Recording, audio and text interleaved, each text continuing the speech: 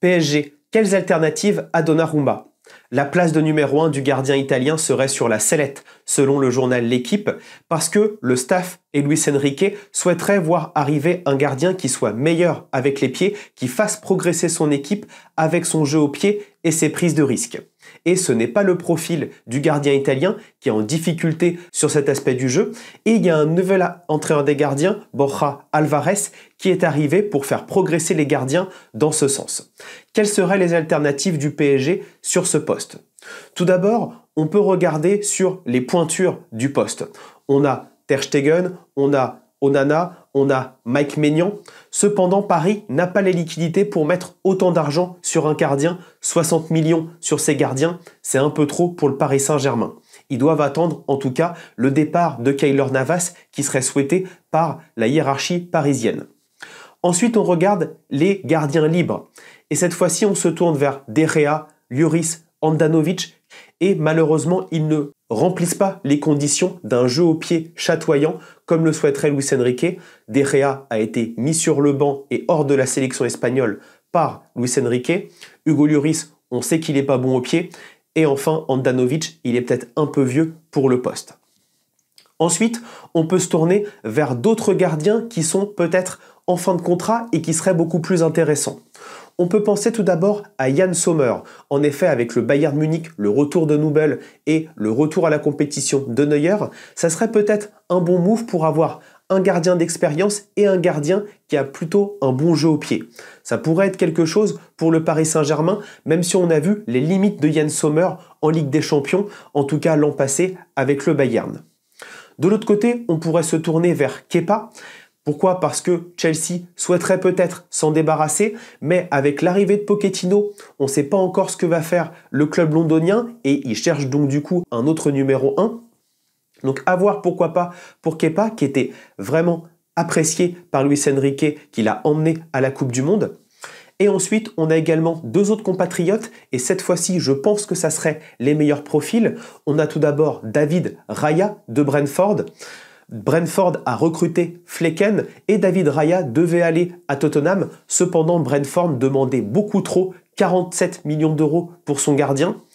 Peut-être que le PSG pourrait récupérer ce gardien, ça dépend des ambitions de Brentford. Et un autre club, Brighton, qui a fini très haut dans la hiérarchie de la Première Ligue, qui a recruté Van Bruggen d'Anderlecht et qui donc reste avec Robert Sanchez également comme numéro 1. Est-ce que Robert Sanchez est amené à partir?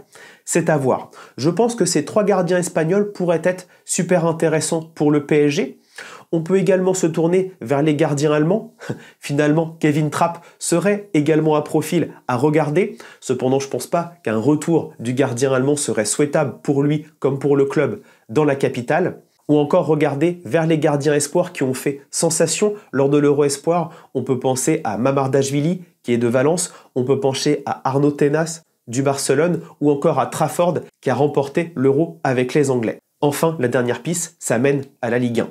Pour moi, il y a deux profils qui seraient super intéressants. Ils sont dans le Nord. Ça serait Brice Samba qui a montré qu'il n'hésitait pas à prendre des risques avec ses pieds, ou encore Lucas Chevalier de Lille qui a commencé à montrer certaines belles choses. Cependant, malheureusement, ces deux gardiens sont beaucoup trop importants pour leur club pour les laisser partir. On a également peut-être Alban Lafont, mais il ne répond pas vraiment aux critères avec les pieds. Néanmoins, le PSG pourrait se tourner vers une piste française. Pourquoi? Parce qu'il y a une volonté d'avoir un certain nombre de joueurs français au sein de l'effectif pour répondre aux critères de l'UEFA. Et peut-être que la dernière piste, ça serait celle d'Ilan Meslier en tant que numéro 2. On sait qu'il souhaite quitter Leeds. Il faudra voir un petit peu son niveau de rémunération, mais ça pourrait être une alternative pour le PSG et faire une vraie concurrence à Donnarumma. Voilà un petit peu ce qui va se passer. Moi, mon avis sur le dossier, on doit attendre Keylor Navas lui trouver une porte de sortie, voir si Luis Enrique ne considère pas Navas comme une potentielle option au fur et à mesure du stage, et également le dossier Mbappé, parce que s'il y a une vente de 180 millions d'euros, on peut avoir un budget. S'il n'y a pas de vente, on va devoir se creuser la tête côté parisien pour essayer de répondre aux exigences de Luis Enrique, qui n'hésite pas à faire du remue-ménage dans ses gardiens. À la sélection espagnole, il avait mis Unai Simon, qui reste également une piste pour le Paris Saint-Germain. et également Ter Stegen et Bravo qui avaient été recrutés au début de son idylle barcelonais et qui avaient forcément fait fureur à l'époque. Voilà un petit peu pour toutes les pistes. Mettez-moi en commentaire un petit peu vos pistes concernant le nouveau gardien parisien. Ça va être super intéressant de jouer un petit peu à Football Manager pendant le reste de ces transferts.